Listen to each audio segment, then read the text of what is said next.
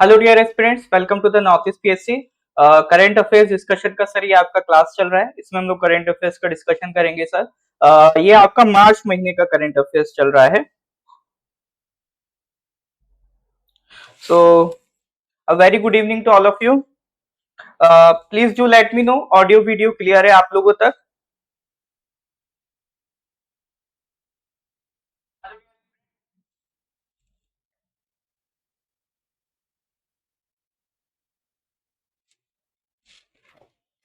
Good evening sir, good evening. Audio video clear है आप लोगों तक? क्लियर है तो सर फिर हम स्टार्ट करते हैं।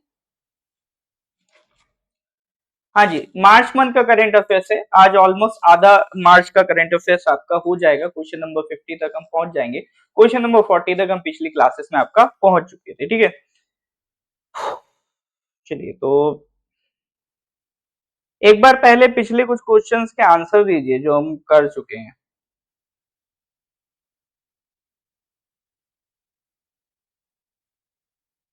इसका आंसर बताइएगा। स्क्रीन पर दिख रहा है आपको question. Recently joint maritime exercise Sea Defenders 2024 has commenced between India and which of the following countries off the coast of Port Blair in Andaman and Nicobar Islands. इस पे सर आपका क्वेश्चन बन रहा है ऑस्ट्रेलिया, सिंगापुर, यूएसए, चाइना। चार ऑप्शन आपको दिए, इनमें से करेक्ट आंसर आपको बताना है। ये क्वेश्चन हम पहले डिस्कस कर चुके हैं। ठीक है जी, ये क्वेश्चन पहले आपका डिस्कस हो चुका है। यहाँ पर जस्ट आपको एक बार रिवीजन के लिए मैंने क्वेश्चन पुट अप किया है। बताइए सर इसका आपने क्या आंसर टिक किया था? भूल गए हैं तो फिर से याद कर लो सर, इट वाज यूएसए। ठीक है, करेक्ट आंसर था आपका यूएसए। वेल पिछली कल तो क्लास नहीं हुआ था। कल उसकी जगह अरुणाचल टाइम्स का एनालिसिस मैंने आपको भेजा था। परसों आपका क्लास हुआ था वेडनेसडे में, तो ये क्वेश्चन हमने वहां पर डिस्कस किया था। लास्ट क्वेश्चन जो हमने डिस्कस किया था दैट वाज क्वेश्चन नंबर 40, है ना, प्रधानमंत्री ऊर्जा गंगा प्रोजेक्ट से रिलेटेड। ये आपका लास्ट क्वेश्चन था जो हमने डिस्कस किया था। इसके आगे के क्वेश्चन आज हम स्टार्ट करेंगे। ठीक है, चलिए तो अगला क्वेश्चन ये रहा, question number 41।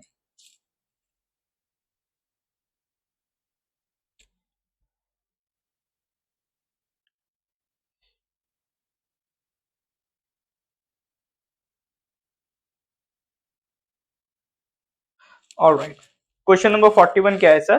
Question number 41 is recently PM Narendra Modi unveiled the bronze statue of Lachit Borphukan named Statue of Valour in Jorhat district Assam. What is its total height? ठीक है, तो बोरफुकन जी का स्टैच्यू बनाया गया है आसाम में। उसको प्रधानमंत्री ने इनॉग्रेट किया था और उसको नाम दिया है आपका स्टैच्यू ऑफ वैलर।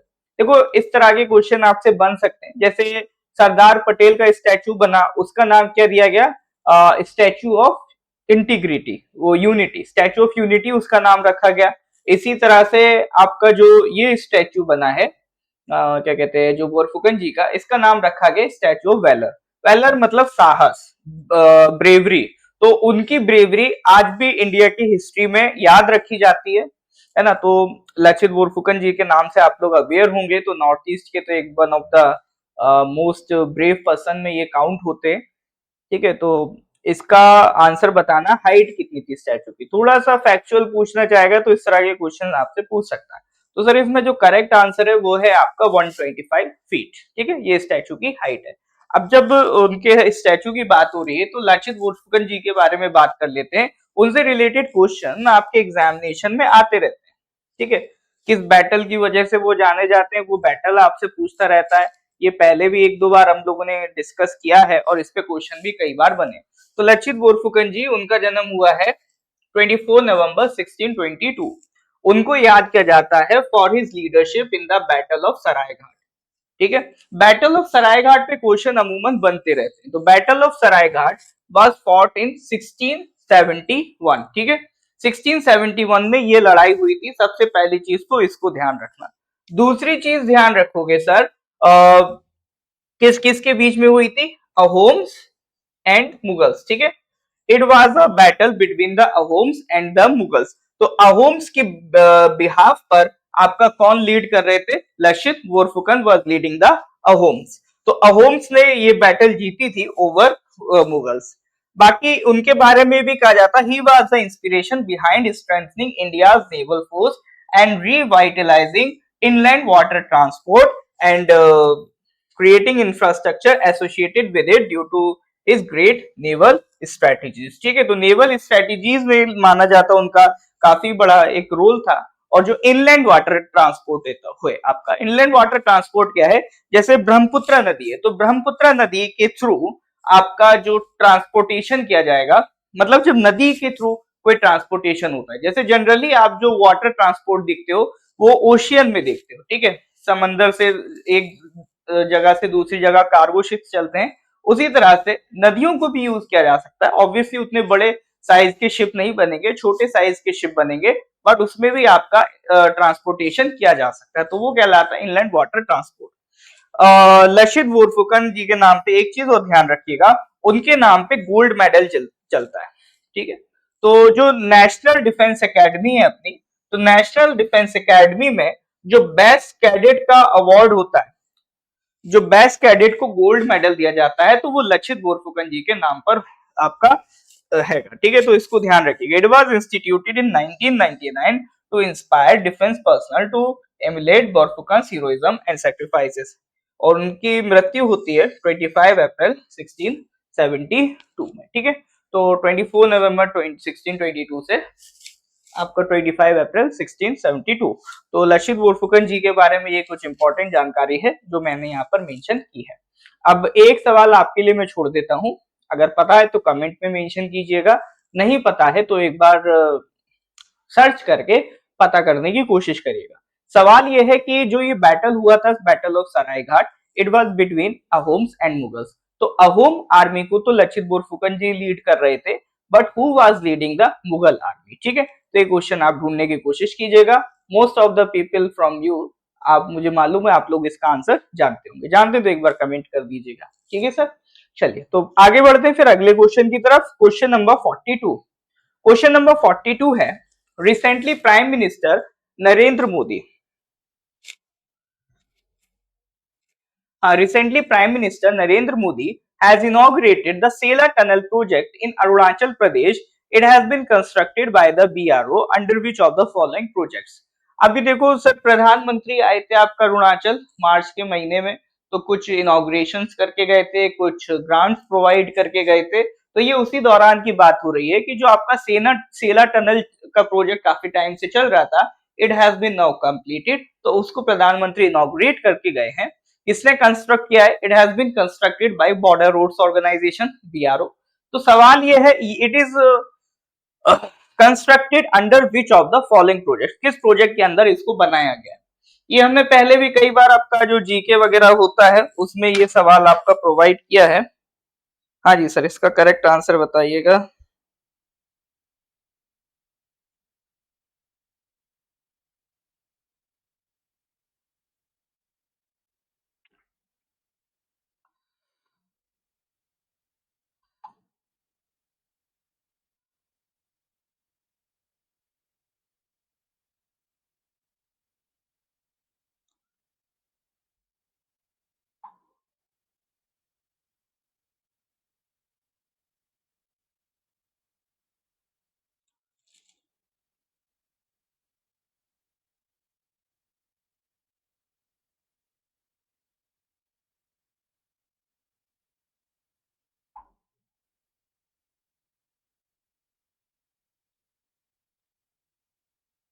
हाँ जी, इसका सर आपके हिसाब से करेक्ट आंसर क्या होगा वो जरा मेरे को बताएं।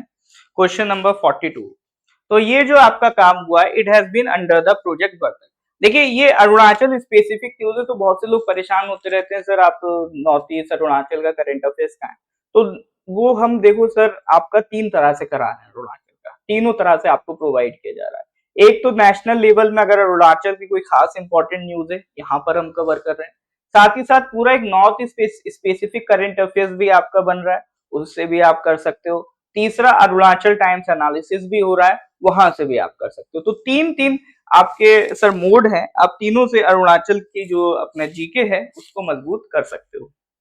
और उसके अलावा सर सेकंड थिंग इज कि पीडीएफ कहाँ मिलेगी सर, जो भी आपका ये करंट अफेयर्स हो रहा है, तो तीन तरह से, वही मैंने जो आपको बताया, national level, north east level और आपका अरुणाचल लेवल करंट अफेयर्स आपके बनवाए जा रहे हैं। तो ये तीनों तरह के जो करंट अफेयर्स की पीडीएफ है, इसकी लिंक मैंने डिस्क्रिप्शन में डाल दी है, या डिस्क्रिप्शन में जाके आप वहाँ जो लिंक है वहां से पीडीएफ डाउनलोड कर सकते हैं। स्टिल सर अगर दिक्कत हो रही है तो यूट्यूब में आप चले जाओ, ठीक है, तो यूट्यूब में इसका लेक्चर अपलोड हो रहा है नॉर्थ ईस्ट पीएससी के यूट्यूब चैनल में, तो वहां पर भी डिस्क्रिप्शन में इसका लिंक है, वहां से भी आप पीडीएफ को डाउनलोड कर सकते हो। फिर भी दिक्कत हो रही है तो मेरे को व्हाट्सएप कर देना, क्लास के लास्ट में मैं अपना व्हाट्सएप नंबर मेंशन कर दूंगा, तो वहां से भी मैं आपको लिंक प्रोवाइड कर दूंगा अगर फिर भी दिक्कत हो रही है, ठीक है। चलिए तो बात कर लेते हैं sir Sela tunnel project. It was constructed under the project Vartak के अंडर ये क्रिएट हुआ था। तो Sela tunnel is the highest tunnel providing all weather connectivity to the strategic, ये आपका जो तवांग रीजन है उसको कनेक्ट करेगा बाकी जो बॉर्डरिंग एरियाज हैं उससे। तो एक चीज तो ये ध्यान रखना सेला टनल के regarding, it is the highest, ठीक है, it is the highest tunnel, मतलब सबसे ज्यादा ऊंचाई पे ये बना है। तो तेजपुर से जो तवांग का रास्ता है उसको ये काफी हद तक रिड्यूस कर देगा।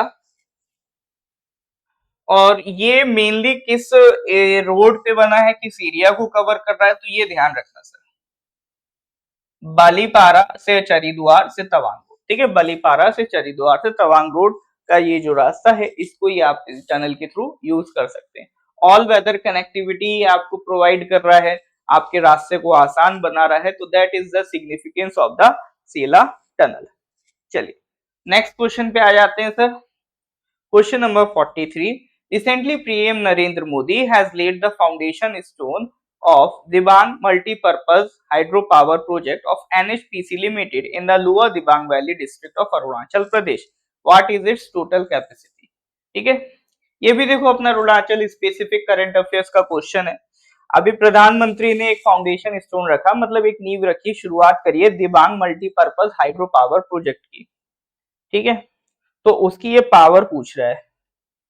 तो जो आपका Dibang multipurpose hydro power project है, Dibang multipurpose hydro power project in the lower Dibang valley district of Arunachal Pradesh. तो सवाल ये sir, what is its total capacity, बताइए जरा। हाँ जी, what is its total capacity, 386 megawatt, 8923 megawatt, 2880 megawatt या 1875 मेगावाट, क्या होगा सर करेक्ट आंसर इसमें? क्वेश्चन नंबर 43 का सी। ये अब देखो वैसे मेगावाट वाला सवाल खास इंपॉर्टेंट नहीं होता है, लेकिन अपना अरुणाचल में ये पूछ सकता है, स्टेट स्पेसिफिक के नाम पे इतना डिटेल में वो जा सकते हैं, ठीक है। एक सवाल तो यही बन जाएगा भाई, ये बताओ कौन सी नदी पे है, या ये पूछ लेगा ये बताओ अब कौन सी जगह पर है। तो Dibang multipurpose hydro electric project Arunachal में है, कौन सी नदी पर है सर आपका, ये दिबांग रिवर पे, ठीक है। तो ये दो तीन चीजें ध्यान रखना सर, आप क्या क्या ध्यान रखोगे। एक तो इसकी पावर कितनी है सर, 2880 मेगावाट, और ये किधर है सर आपका, लोअर दिबांग वैली, ये आपका लोअर दिबांग वैली एरिया है, और ये आपका जो दिबांग नदी है वहां से ये आपका इस दिबांग नदी पे ये प्रोजेक्ट आपका बन रहा है। अच्छा, दिबांग नदी कहाँ से ओरिजिनेट हो रही है, ये आप देख सकते हो इंडो चाइना बॉर्डर, यहाँ पर एक पास है सर केला पास, ठीक है, एक केला पास है यहाँ पर इंडो चाइना बॉर्डर पर, वहां से ये आपका रिवर ओरिजिनेट होती है दिबांग रिवर, एंड फाइनली ये किसमें मर्ज हो जाती है sir, it merges into Brahmaputra river, ठीक है। इसमें एक दो बातें और ध्यान रख लेना सर, एक तो ये दिबांग से याद रहेगा सर, ये दिबांग रिवर पर है, और डिस्ट्रिक्ट भी याद रखना लोअर दिबांग वैली में है, गांव भी पूछे तो भी मेंशन्ड है मुनली विलेज, ठीक है। और एक चीज और ध्यान रखना सर, जब ये बन जाएगा ना, it will be the highest dam in India. अभी आप लोग को बहुत डाउट रहते हैं सर इंडिया का हाईएस्ट डैम कौन सा है, तो जब ये कंप्लीट हो जाएगा it will be the highest dam in India, ठीक है। कितनी हाइट होगी सर, 278 मीटर्स। अभी करंट में जो हाईएस्ट डैम है वो है आपका तेहरी डैम, ठीक है। तेहरी डैम कहाँ मिलेगा, उत्तराखंड में ऑन द भागीरथी रिवर। अभी फिलहाल तेहरी डैम को बोलेंगे, 260 मीटर हाइट है उसकी, भागीरथी नदी पे, कहां पर है सर, वो उत्तराखंड में। बट जब ये कंप्लीट हो जाएगा ये Dibang hydro electric power project, तब it will be the highest dam in India, ठीक है। तो ये बहुत प्राउड मोमेंट की बात है कि सर देश का सबसे हाईएस्ट जो डैम है वो आपका अरुणाचल में होने वाला है, ठीक है। चलिए सर, तो दैट इज अबाउट सब सम दिबांग प्रोजेक्ट। अब इससे रिलेटेड देखो एक क्वेश्चन आया था यूपीएससी 2016 में, ठीक है, तो मैं मेरे को थोड़ा सा कनेक्टिंग लगा तो मैंने सोचा इसको यहाँ पर लिख देता हूँ। बताइएगा सर इसका करेक्ट आंसर क्या है। Which of the following are the tributaries of Brahmaputra, Dibang, Kameng, Lohit. अब देखो इसमें सर एक चीज तो कंफर्म है, मैंने दिबांग तो आपको बता ही दिया है sir, Dibang is the tributary of Brahmaputra, तो यानी वन तो आना तय है। अगर वन आना तय है तो ये बी ऑप्शन एलिमिनेट कर दो, ठीक है, बी ऑप्शन एलिमिनेट कर दो, ठीक है। तो इसमें बचे ए सी डी, करेक्ट आंसर कौन होगा। वैसे अब तो आप लोग बहुत आसानी से बता सकते हो सर, ये देख लो, ये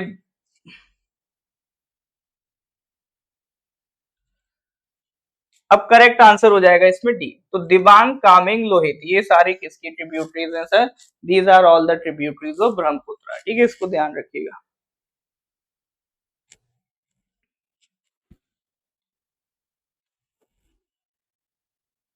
चलो ठीक है, हाँ तो 1 2 एंड 3 करेक्ट आंसर है। देख लो सर यूपीएससी का क्वेश्चन लगा पा रहे हो आप लोग, बढ़िया बात है। नेक्स्ट क्वेश्चन पे आ जाते हैं सर, क्वेश्चन नंबर 44, 43 हो गया ना, 44 पे आ जाओ। Recently, PM Narendra Modi has inaugurated the land port at Sabroom. It is in which of the following states? Tripura, Meghalaya, West Bengal या बिल्लौर, Bihar, sorry Bihar. PM Narendra Modi has inaugurated the land port at Sabroom. It is in which of the following states? Tripura, Meghalaya, West Bengal, Bihar. बताइए। Recently, PM Narendra Modi has inaugurated the land port at Sabroom. It is in which of the following states? Tripura, Meghalaya, West Bengal या फिर बिहार। अब ये sir land port क्या होता है, ये सबरूम कौन सी जगह है, तो ये सारी बातें हम यहाँ पर डिस्कस करेंगे। अभी पता है तो सर लगा दो आंसर, नहीं पता है तो तुक्का लगा दो, ठीक है। अभी डिस्कस कर लेते हैं क्या है माजरा ये पूरा। ये भी मतलब आपका नॉर्थ ईस्ट स्पेसिफिक लिस्ट में ही आ जाएगा, ठीक है। हिंट दे देता हूं सर, नॉर्थ ईस्ट स्टेट ही करेक्ट आंसर है। तो नॉर्थ ईस्ट स्टेट बोल दिया तो दो ऑप्शन तो आपके एलिमिनेट हो गए, वेस्ट बंगाल, बिहार। अब या तो त्रिपुरा होगा या आपका मेघालय होगा, ठीक है। तो करेक्ट आंसर की अगर हम बात करें तो correct answer is your Tripura, ठीक है। करेक्ट आंसर क्या है सर आपका इसका, त्रिपुरा। अब ये सबरूम लैंड पोर्ट, अब लैंड पोर्ट होता क्या भला है सर, पहले लैंड पोर्ट देख लेते हैं। देखो ये क्रिएट होते हैं ऑन इंटरनेशनल बॉर्डर्स, ठीक है। इनका पर्पस क्या होता है, notified as land customs stations or immigration checkposts with facilities for clearance and transporting passengers and goods across the border। मतलब जब बॉर्डर लाइन होती है वहां पर ये कुछ एक एरिया होता है जिसको कहते हैं लैंड पोर्ट। तो उस एरिया में जैसे मान लो यहाँ से कोई पर्सन आ रहा है तो जो कस्टम चेक होना होगा, ठीक है, या फिर जो भी यहाँ पे क्लियरेंस देना होगा, बॉर्डर से जो एंट्री वाला पॉइंट होता है किसी भी दो देशों के बीच में, जो बॉर्डर एंट्री वाला पॉइंट होता है आपका, उसको क्या कहा जाता है, उसको कहा जाता है लैंड पोर्ट, ठीक है। तो ये लैंड पोर्ट हमेशा आप देखोगे किधर होगा, ये दो इंटरनेशनल बाउंड्रीज, इंटरनेशनल बॉर्डर, ये दो कंट्रीज के बीच में जो इंटरनेशनल बॉर्डर होगा उसके आसपास ही ये आपको लैंड पोर्ट देखने को मिलेगा। अब ये सबरूम कहाँ है सर, ये इधर है, ये फेनी रिवर इधर से जा रही है और ये सबरूम है, ठीक है। ये और strategically located on the international border with Bangladesh in the south, Tripura district of state, ठीक है। तो जो बांग्लादेश है वो त्रिपुरा डिस्ट्रिक्ट के साउथ में आपको दिख रहा होगा, त्रिपुरा के साउथ में आपका जो बांग्लादेश है, उसकी बांग्लादेश और ये त्रिपुरा के बीच में जो बॉर्डर है, ये इधर आपको ये लैंड सबरूम नाम की जगह दिख रही होगी, ठीक है। तो that is your land port.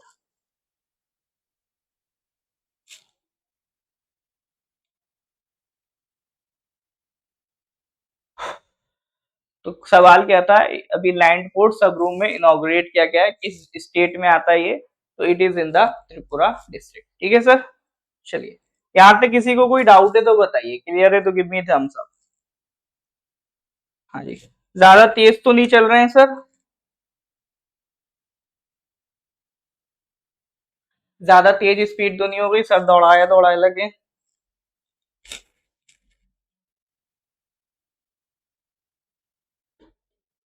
ठीक है, क्लियर है तो गिव मी थम्स अप। कोई डाउट है तो बताइए। सब चंगा जी, ऑल राइट सर। तो आगे बढ़े सर अगले क्वेश्चन की तरफ।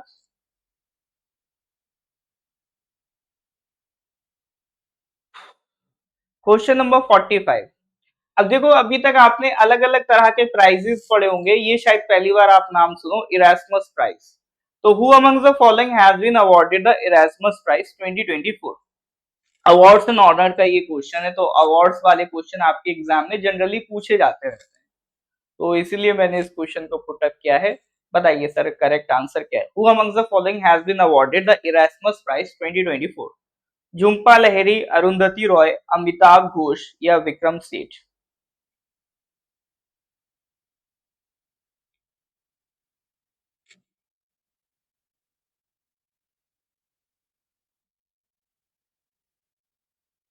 करंट अफेयर्स में मेरी स्पीड थोड़ी सी तेज रहने का एक रीजन ये भी रहता है, क्योंकि आई बिलीव ऑलरेडी आप कई सारी क्लासेस करके आ ही रहे हो। मैं उस रिगार्डिंग से बात कर रहा हूँ कि आप सारे सब्जेक्ट्स की क्लासेस अटेंड कर रहे हैं, सारे सब्जेक्ट्स को मतलब ऑनेस्टली और सिंसियरली स्टडी कर रहे हैं, तो उसके बाद क्या है सर, टाइमिंग थोड़ा सा कम बचता है। जैसे हमारे जो स्टूडेंट्स हैं एपीपीएससी के लिए प्रिपेयर कर रहे हैं, उनका मॉर्निंग में एक क्लास हो रहा है 1.5 आवर, इवनिंग में 1.5 आवर, 3 आवर्स तो वो जीके को दे रहे हैं, एक एक घंटे का मैथ्स रीजनिंग चल रहा है, तो उधर 5 घंटे तो उनके सारे सब्जेक्ट्स के हो ही गए। अब उसमें 1 घंटा में अगर करंट अफेयर्स में भी दे रहा हूँ तो और ज्यादा उनके लिए वो टाइम जा रहा है। लेकिन सर क्या करें, पढ़ाना भी जरूरी है, क्योंकि with in a time limit हमें सिलेबस भी कंप्लीट कराना है। तो ऐसा तो है नहीं दिन में 1 या 2 घंटे करके क्लासेस आपकी चल जाएंगी, तो इस लिहाज से स्पीड को थोड़ा सा अपने को तेज रखना पड़ता है, ताकि कोशिश करें कि 1 आवर की भी ना हो, उससे जल्दी। इसलिए इसको मैं टाइम बाउंड ना रख के क्वेश्चन बाउंड रखता हूँ कि अराउंड 10-12 क्वेश्चन अपने निपटे हैं, that is enough for the day. ठीक है, बताओ sir who has been awarded the Erasmus Prize? तो ये मिला है सर आपका अमिताभ घोष को, द प्रीमियम एरास्मैनियम मैनम फाउंडेशन। ठीक है, ये नेदरलैंड की आई थिंक, एक बार चेक कर लेना।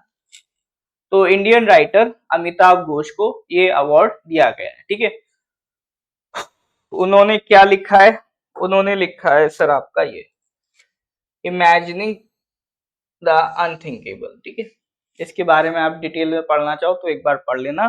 तो ये अवार्ड मतलब कुल मिला के खैर अवार्ड की डिटेल तो नहीं पूछेगा, सवाल आएगा तो एग्जैक्टली यही आएगा कि इरास्मस प्राइज इस साल का किसको मिला है, तो अमिताभ घोष को मिला है। किताब का नाम पूछ सकता है, ये इमेजिनिंग द अनथिंकेबल, ये किताब किसकी है? तो ये किताब का नाम ध्यान रख लेना, किसकी है सर? अमिताभ घोष की है। ठीक है,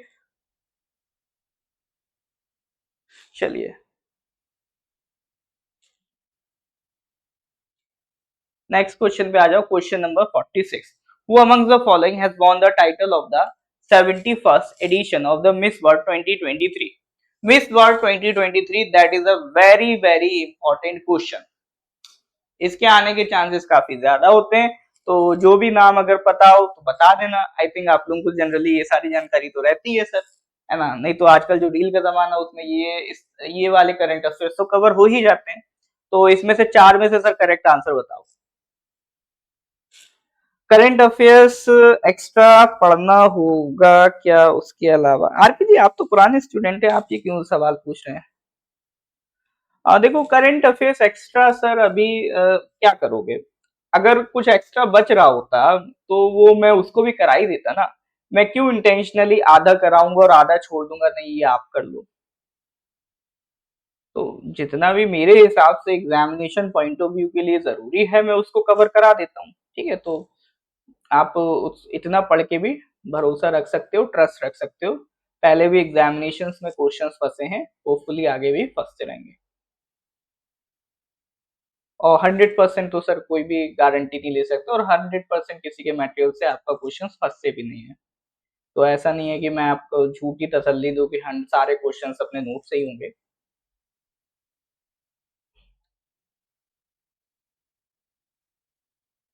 तो 46 का, हाँ नोमी जी पूछ रहे हैं एपीपीएससी का। नहीं जी, एपीपीएससी का अभी तक आने को तो था, चेयरमैन साहब ने बोला था अप्रैल में एक्सपेक्टेड है exam calendar date, but for the time being अभी तक इस तरह का कोई नोटिफिकेशन नहीं आया है। सो वी आर होपिंग कि इन द कमिंग टाइम, अभी जो जून में 4 जून को आपके इलेक्शन का रिजल्ट आ रहा है, तो नई सरकार बन जाएगी। वी आर एक्सपेक्टिंग जब नई सरकार बनेगी, हो सकता है उसके बाद आपको जून में एक्सपेक्टेड है कि एग्जाम का नोटिफिकेशन देखने को मिले। देखो मैं ऐसा क्लेम नहीं कर रहा हूँ कि आ ही जाएगा, बट इट इज एक्सपेक्टेड कि जून जून में आपको एग्जाम नोटिफिकेशन देखने को मिलेगा। अभी तक तो फिलहाल नहीं आया है, अगर आया होता तो मैंने उस पर वीडियो बना के आपको इन्फॉर्म कर दिया होता। ठीक है ना। हाँ तो सर इसका करेक्ट आंसर अगर देखें, who amongst the following has won the title of the 71st edition of the Miss World 2023?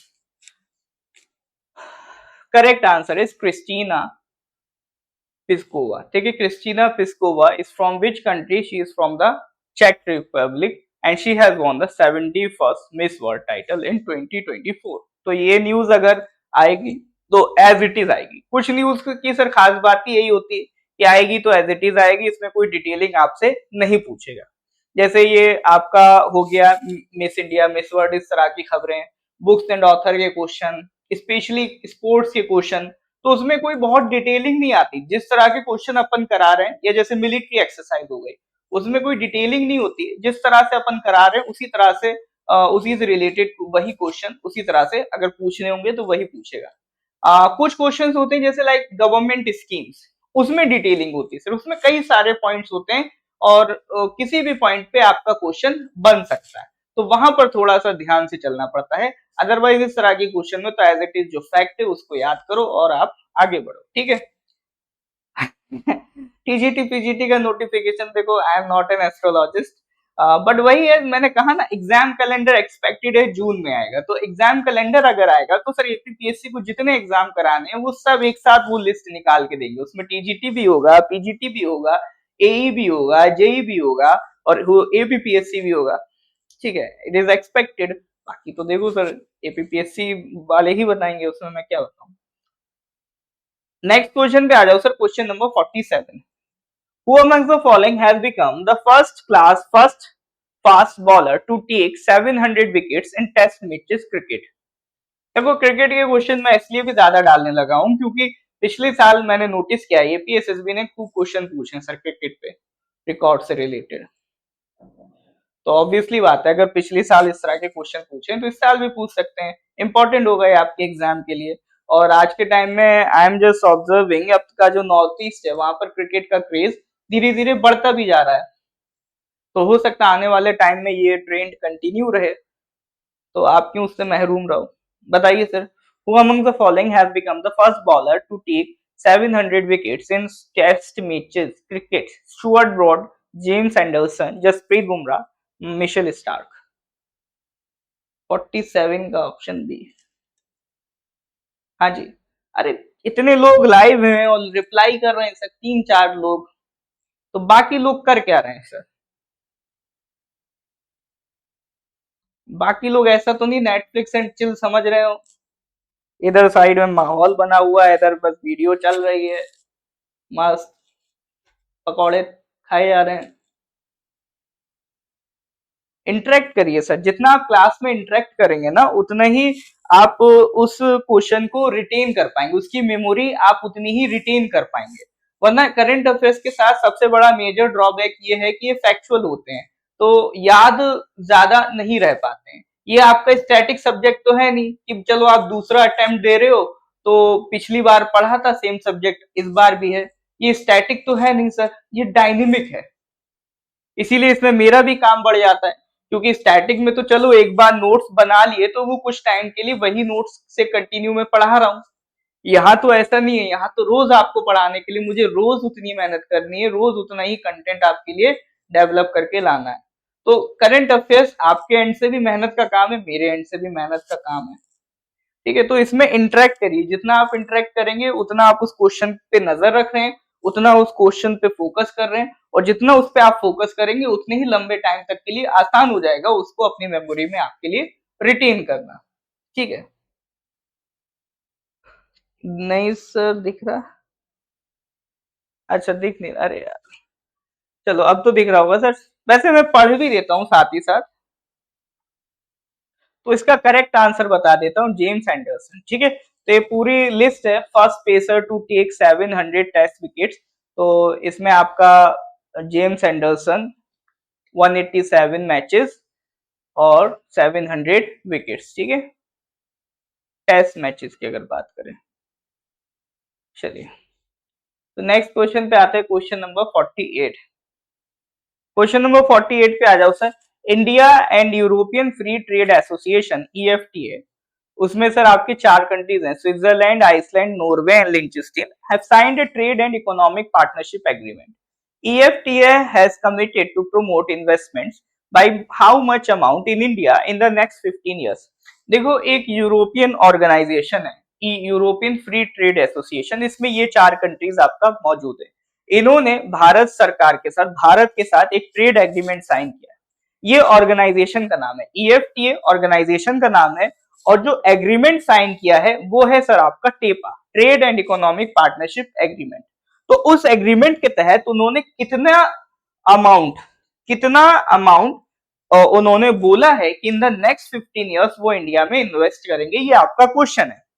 देखो, ये जो न्यूज है ये मैं ऑलरेडी एक बार डिस्कस कर चुका हूं, जब आपका अरुणाचल टाइम्स एनालिसिस में करा रहा था मार्च वाला, तो उसमें तब ये न्यूज में था टॉपिक, इस पे एक एडिटोरियल भी आया था as far as I remember, तो वहां पर हमने इसको काफी हद तक डिस्कस किया था इसके बारे में, ठीक है। तो अब ये दोबारा से फिर से, अब क्योंकि हम ये नेशनल लेवल का करंट अफेयर्स पढ़ रहे हैं, तो उसमें फिर से ये क्वेश्चन आया है, तो एक बार अगर आपने वहां पढ़ा होगा तो याद होगा, नहीं पढ़ा होगा तो सोच के देखो सर कितना इन्वेस्ट वो कर सकते हैं। तो इसका करेक्ट आंसर है आपका, करेक्ट आंसर इज $100 बिलियन, ठीक है। तो उन्होंने कितना टारगेट लिया है, $100 बिलियन इन्वेस्ट करेंगे in the next 15 years. 4 countries कौन सी है इस ऑर्गेनाइजेशन में, European free trade association, 4 countries है सर। अगर 10, 12, 15, 20 होती तो मैं कह देता छोड़ दो मत याद करो, लेकिन 4 ही कंट्रीज हैं, याद रखिएगा। आइसलैंड है, लिंचेस्टीन है, नॉर्वे है और स्विट्जरलैंड है।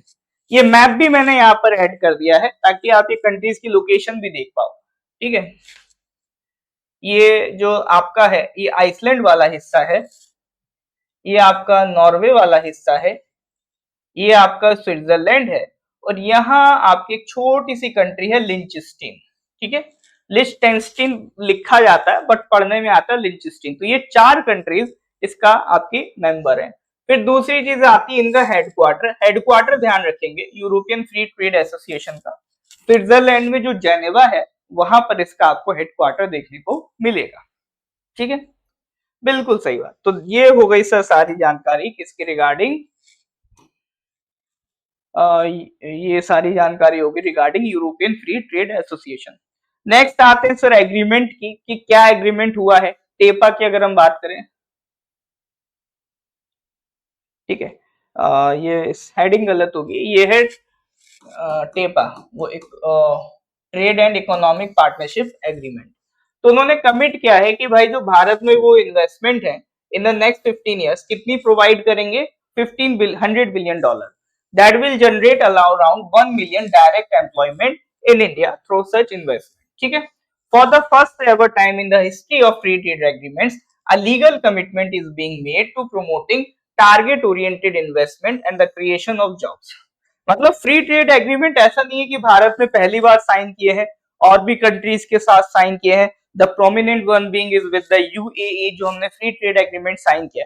अच्छा, फ्री ट्रेड एग्रीमेंट बेसिकली होता क्या है, तो उसको मैं थोड़ा सा समझा देता हूँ। फ्री ट्रेड एग्रीमेंट का मतलब होता है कि मान लो ये कंट्री है और ये कंट्री है, ये मान लो इंडिया है और ये कोई कंट्री है XYZ।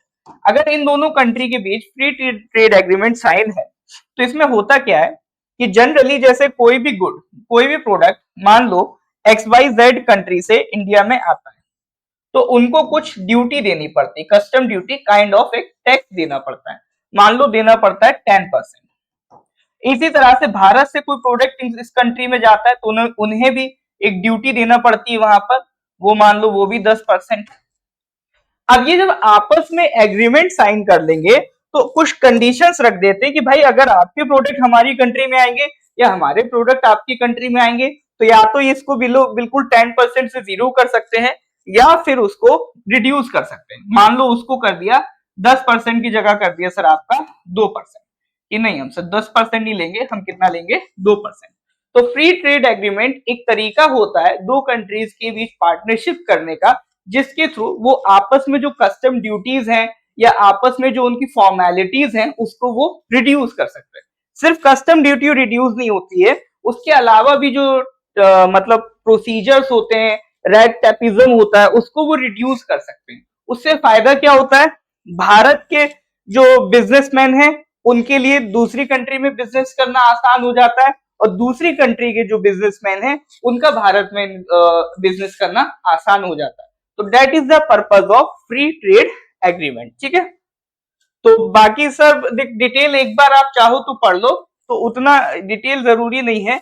मेन चीज जरूरी है कि सर फ्री ट्रेड एग्रीमेंट होता क्या है और हमने कितना उसमें आपका कंसीडर क्या है, या फिर ये कह लो फ्री ट्रेड एग्रीमेंट पे हमने कितना टारगेट हमें दिया गया है, या कितना सामने वाली पार्टी ने टारगेट बोला है कि इतना हम आपको प्रोवाइड करेंगे। ठीक है, दो तीन बातें बस ध्यान रखो जितना मैंने बताई है, अदरवाइज बाकी सब एक एक बार पढ़ लेना। ठीक है, चलो जी, यहां तक कोई दिक्कत है तो बताइए, बात समझ में आ रही है कि नहीं आ रही? क्लियर है तो गिव मी ए थम्स अप। हाँ जी सर, यहां तक चीजें क्लियर है, गिव मी ए थम्स अप। कोई डाउट है तो बताइए।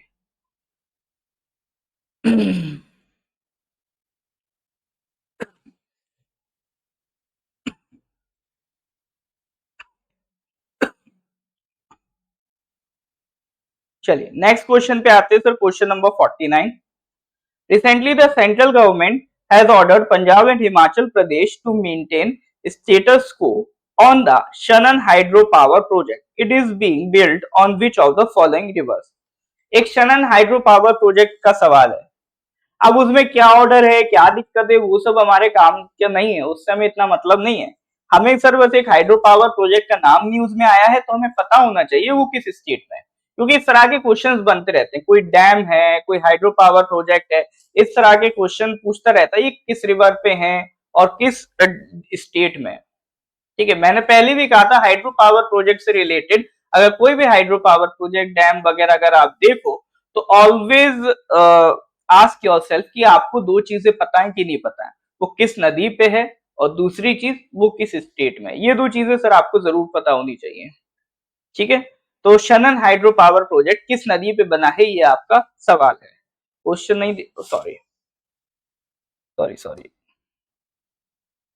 ठीक है, अब देखो दिख रहा है सर, तो शनन हाइड्रो पावर प्रोजेक्ट ये किस नदी पे बना, पार्वती, स्पीति, उहुल या टून्स? बताइए सर, अभी दिख रहा है?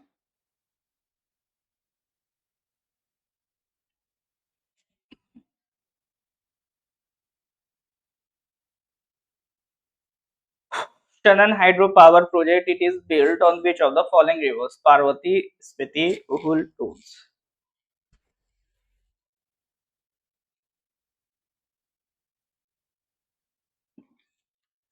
हाँ जी, करेक्ट आंसर इज उहुल रिवर। ठीक है, कौन सी नदी पे है सर ये आपका, ये उहुल नदी पे। नदी का ध्यान रखिएगा नाम sir, it is the Uhl river. ठीक है, तो ये नदी है कहां पर, ये इधर आप ये रिवर है ना, इस तरह से ऐसे इधर जाओगे आपका तो एक थामसर ग्लेशियर है।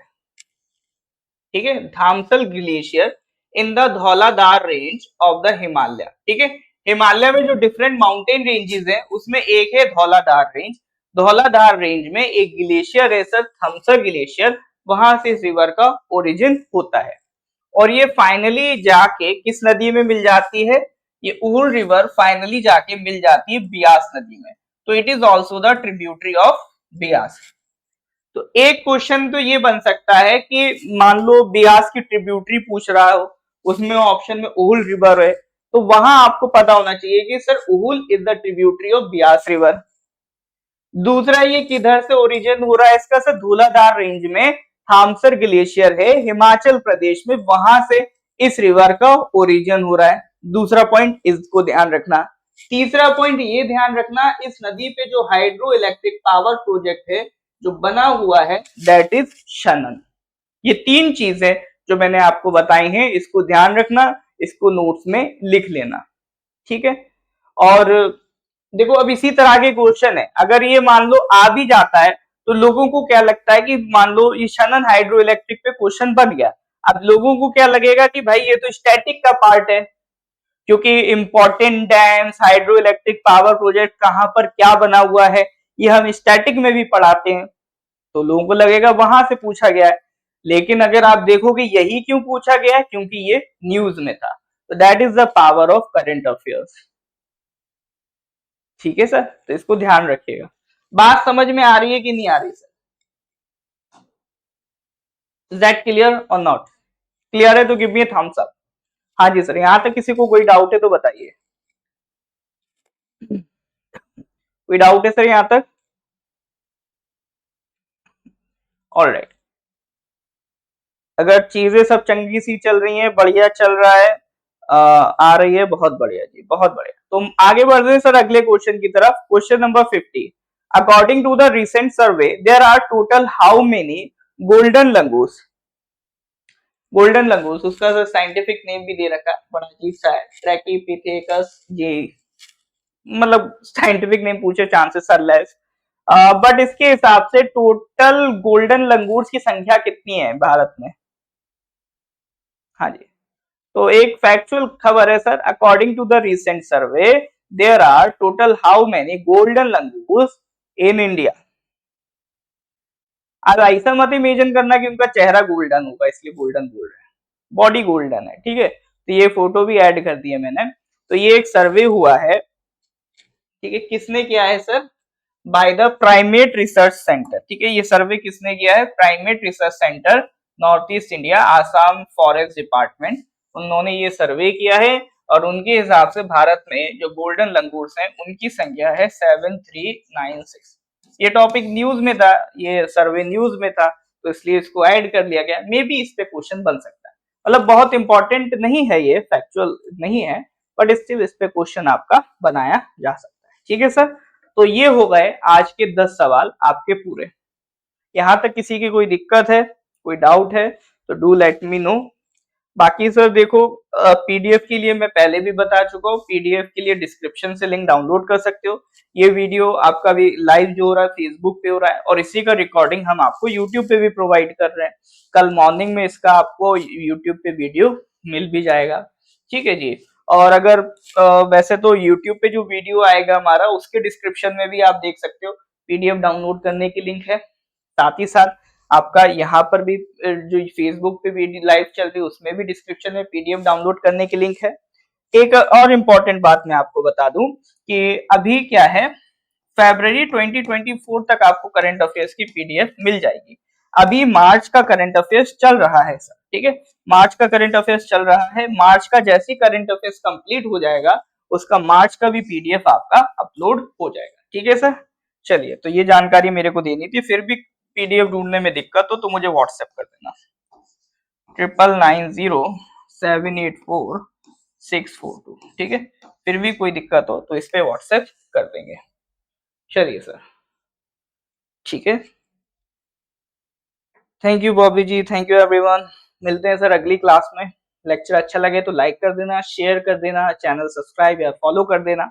मिलते हैं अगली क्लास में, till then goodbye, have a nice day.